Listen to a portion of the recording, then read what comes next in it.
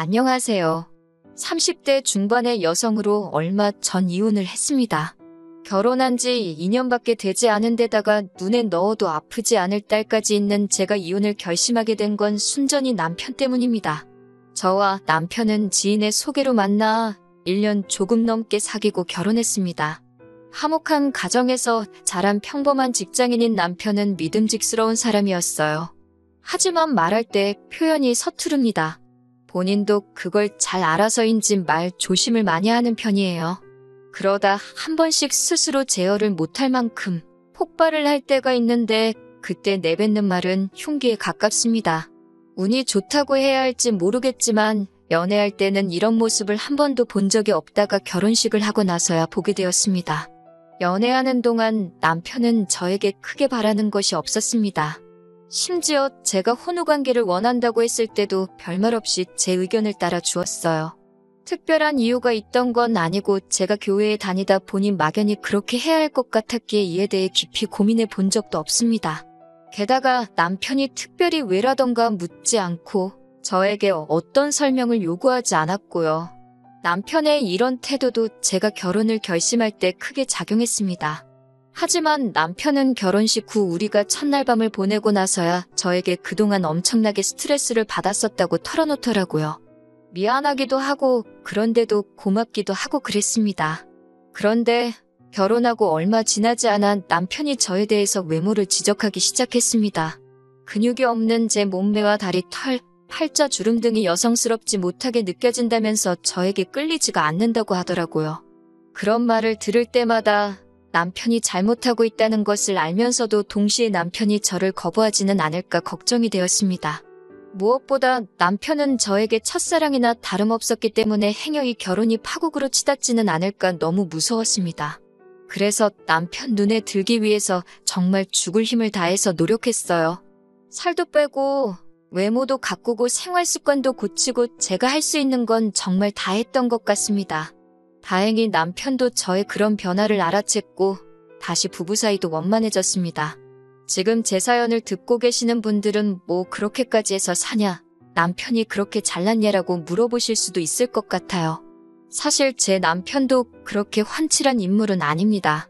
하지만 저는 남이 저에게 준 상처를 그대로 돌려주는 성격이 못 됩니다. 그리고 그 무렵에는 제가 어쩌면 남편을 더 좋아하고 있었는지도 모르겠습니다. 한 번은 남편이 샤워를 하러 화장실에 들어갔을 때예요. 남편의 핸드폰이 몇 차례 울리길래 급한 전화인가 싶어 확인을 하게 되었습니다.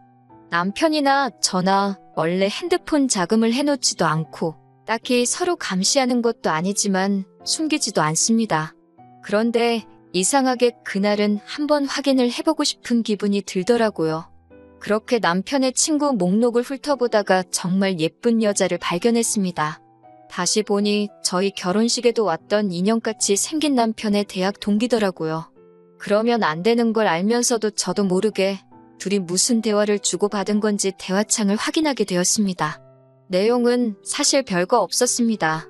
남편의 대학 동기가 생일이었는지 남편이 생일 축하한다고 먼저 연락을 했더라고요. 그러자 그 동기가 생일 때 받은 선물이며 뭐 했는지를 상세히 말하며 자랑을 하더라고요. 그에 대해 저희 남편은 예쁜 여자랑 시간을 보내는데 그 정도는 써야 한다며 자기라도 쓰겠다고 동조를 하고 있더라고요. 그러자 그쪽 여자가 와이프는 별로야라고 묻더군요. 남편은 지금은 봐줄 만한데 처음에는 내가 왜 이런 여자랑 결혼했지 싶었다며 저에 대해 신랄하게 평가를 내렸더라고요. 차라리 저한테 대놓고 불만을 토로하는 것도 아니고 같은 여자한테 저를 그런 식으로 말했다는 게 분하고 자존심이 너무 상했습니다. 그래도 남편한테는 몰래 핸드폰 봤다는 티는 내고 싶지 않아서 어떻게든 평정을 되찾으려고 했는데 결국 화가 눈물로 표출되고 말았습니다. 순간 화장실에서 나오던 남편도 저의 그런 모습을 보게 되었고요. 제 손에 자기 핸드폰이 들려있는 걸 보고는 남편도 상황 파악을 했는지 뭘 봤건 오해라며 미안하다고 몇 번을 사과했습니다. 남편이 그런다고 바로 기분이 풀리지는 않았지만 그래도 이혼까지 생각하지는 않았어요. 저를 또 화나게 했던 건 남편이 제 친척들 상대로 외모 평가를 하더라고요. 저도 처음에는 그러는지 몰랐다가 남편이 시어머니랑 주고받은 문제를 보고 알게 되었습니다. 사실 일전에 여자 동기와의 대화에서 저에 대해 함부로 말한 걸 확인하고 난 후로부터 종종 남편의 핸드폰을 몰래 확인하게 되더라고요. 그러면 안 되는 줄 알지만 지금은 또 저에 대해서 무슨 생각을 하고 있을까 싶어서요. 그러다 낯익은 사진을 보게 되었는데 저희 결혼식 때 찍었던 친척들 사진이더라고요. 그 사진을 가지고 시어머니와 남편이 누구 닮지 않았냐 그런 대화를 주고받았더라고요. 그런데 그 비교 대상이 들었을 때 딱히 기분 좋을 만한 사람이 아니었습니다. 못생겼다 이런 적나라한 표현만 없었지 완전 비하하는 내용이더라고요. 물론 저희 친척들이 다 미남미녀는 아니고 남편이 말한 그 사람을 실제로 닮은 경우도 있었지만 그걸 남편과 시어머니가 둘이서 히덕거리면서 이야기를 했다는 게 너무 모욕적이고 화가 나더라고요. 당장이라도 남편에게 따지고 들고 싶었지만 그러려면 핸드폰을 몰래 봤다는 걸 또 이야기해야 되기에 꾹 눌러 참았습니다. 없는 데선 나라님도 욕한다잖아요. 그나마 다행이었던 건 그 이후로도 몇 번 남편 폰을 살폈는데 그때를 마지막으로 저나 저희 가족의 생김새에 대해서 왈가왈부하는 건 없었습니다. 그래서 정신 좀 차렸나 보다 생각했고요. 그리고 얼마 지나지 않아 저는 임신을 했습니다. 그런데 제가 그동안 자기관리에 대해서 얼마나 스트레스를 받고 살았었는지 임신을 했다는 기쁨도 잠시였습니다. 바로 살찌면 어떡하지라는 걱정을 하기 시작했습니다.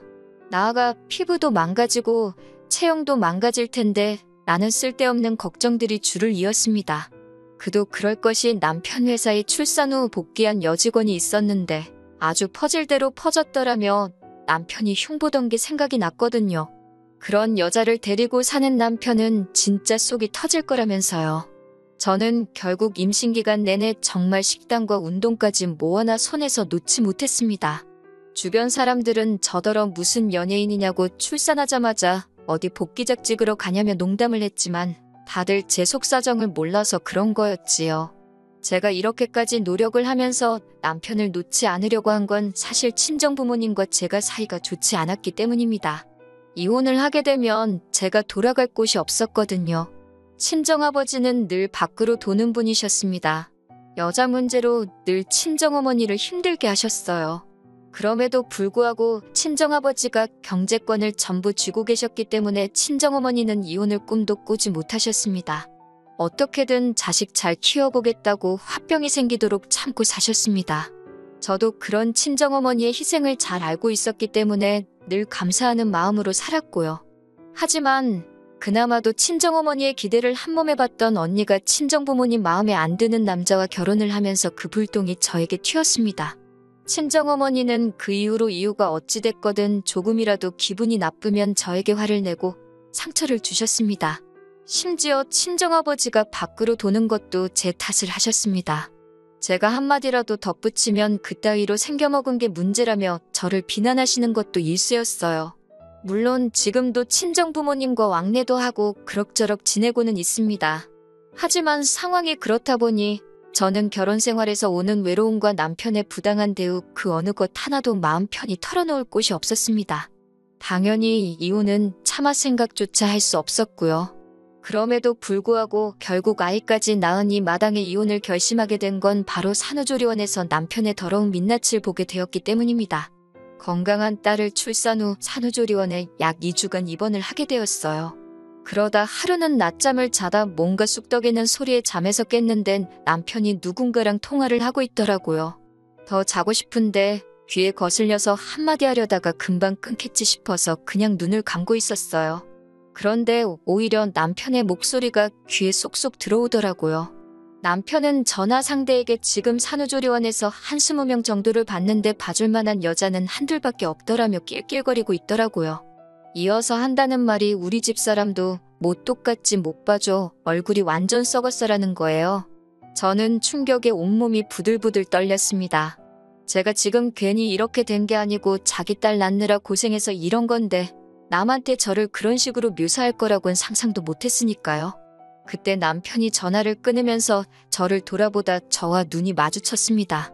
남편은 제가 어디서부터 들은 건지 확인이라도 하려는 듯 제 눈치를 보더군요. 제 어디가 썩었냐고 물으니 그게 무슨 소리냐며 잘못 들은 거라고 저더러 미쳤냐고 그러더라고요. 그러면서 저에게 몸이 안 좋으니까 신경이 많이 예민해져서 헛소리를 들은 거라고 자기가 언제 그런 말을 했냐며 정색을 했습니다. 너무 뻔뻔하게 나오니까 순간 저도 제가 잘못 들었나 싶었어요. 하지만 저는 정상이었습니다. 며칠 뒤 산후조리원을 나와 집으로 오게 되었습니다. 친정어머니가 와서 도와주신다고 했지만 그게 더 불편할 것 같아서 괜찮다고 말씀드렸어요. 그렇게 하루에 몇 시간씩 와주시는 이모님을 부르고 집에서 아기를 돌보기 시작했습니다. 그리고 며칠 뒤 남편이 회식에 있다더니 술에 잔뜩 취해서 집에 들어왔어요. 그러더니 남편은 자는 아기를 붙들고는 이렇게 생겨서 앞으로 어떻게 사냐며 엉엉 우는 거예요. 저는 일단 씻지도 않은 술 취한 인간이 신생아를 붙들고 그러는 것도 짜증났고 덕분에 애도 깨서 울고 여러모로 열이 받더라고요. 그런 와중에 그딴 소리를 하니까 황당해서 지금 애한테 뭐라고 하는 거냐고 따졌습니다. 그러자 남편은 혀꼬인 소리로 제 생긴 걸 보라며 솔직히 저게 뭐냐고 그러는 거예요. 고슴도치도 제 새끼는 예쁘다는 말 저도 알아요. 하지만 저에겐 그 누구보다 천사 같고 예쁜 딸인데 친아빠란 사람이 그딴 소리를 하니 정말 욕이 절로 나오더군요. 하지만 남편은 그 정도에서 멈추지를 못하고 쌍꺼풀은 얼마, 코는 얼마 그러면서 걱정 말라고 아빠가 돈 벌어서 싹 다 고쳐주겠다며 헛소리를 해댔습니다. 급기야 저한테 너는 왜 그따위로 생겨서 딸을 낳고 그러냐고 정말 할 말 못할 말 가리지 못하고 다 해대더군요. 그런데 저희 딸 남편하고 판박이로 닮았거든요. 심지어 시부모님도 남편 어렸을 때랑 똑같이 생겼다며 연신 신기하다고 몇 번을 그러셨고 친정어머니는 서운할 만큼 하나도 닮은 게 없다며 속상해하셨는데 정작 당사자인 남편이 저러니 헛웃음이 다 나왔습니다. 이튿날 술에서 깬 남편에게 어젯밤에 찍은 동영상을 보여주면서 이게 아빠라는 인간이 세상에 나온 지 얼마 되지도 않은 딸한테 할 소리냐고 들이밀었어요. 그러자 남편은 어이가 없다는 듯 동영상을 보더니 저한테 우리 솔직해지자고 그러는 거예요.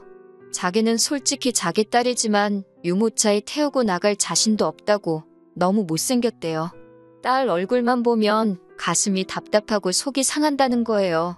제가 어떻게 애 아빠가 자식을 부끄러워할 수가 있냐고 그러자 어차피 애가 듣는 것도 아닌데 자기 속마음 말도 못하냐면서 저더러 넌 자식한테 미안하지도 않냐고 그러더라고요. 뭐가 잘못인 줄도 모르고 계속해서 실언을 하는 남편을 보고 있자니 비로소 정신이 들었습니다. 남편의 사고방식은 완전히 썩어빠져서 재활용도 못할 쓰레기라는 거려.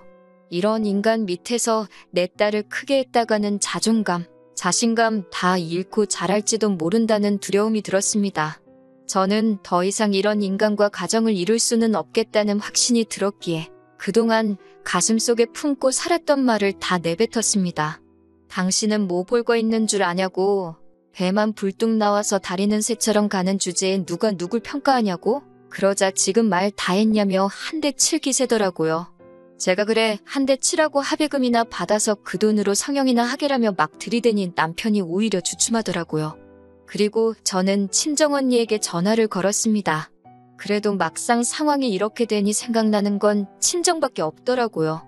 언니는 그동안 무소식이 희소식이라 생각했는데 제가 연락을 해와서 놀랐다며 지금 바로 온다고 했습니다. 언니가 오는지도 모르고 남편은 계속 제 외모를 비하하면서 저와 실갱이를 하고 있었습니다. 저는 행여 남편이 애한테 해코치를 할까봐 하고 싶은 말도 못하고 언니만 기다리고 있었어요. 다행히 언니가 형부랑 같이 왔습니다.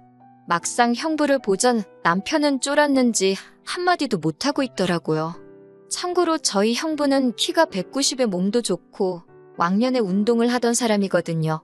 형부가 남편을 손가락으로 밀치면서 남자가 몸이 이게 뭐냐고 관리 좀 하라고 해는 네가 낫냐고 툭툭 시비를 거는데 남편이 찍소리도 못하고 있었습니다. 너무 고소했습니다. 남편은 결국 A씨를 내뱉고는 잠바 하나 손에 들고 집에서 나가버렸습니다. 저는 그제서야 다리 힘이 풀렸고 언니에게 그동안 있었던 이야기를 털어놓았습니다. 그러자 언니가 그런 자식을 가만두냐면서 어디론가 전화를 걸더라고요.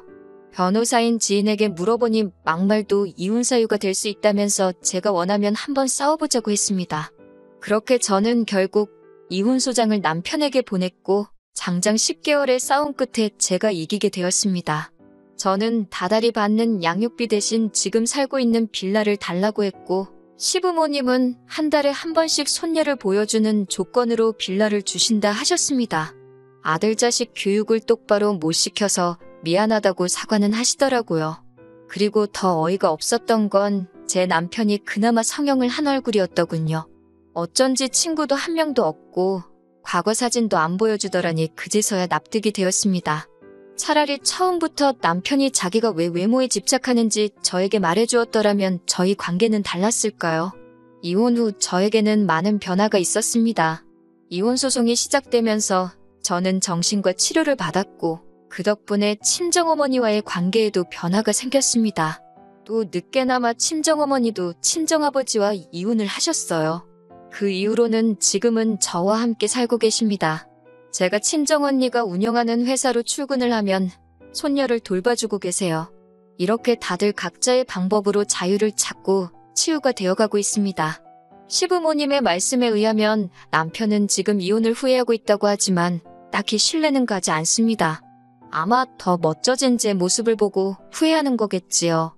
다음에 저에게 또 사랑할 수 있는 기회가 있다면 그때는 정말 제 외모가 아닌 내면을 봐주는 사람이었으면 좋겠네요.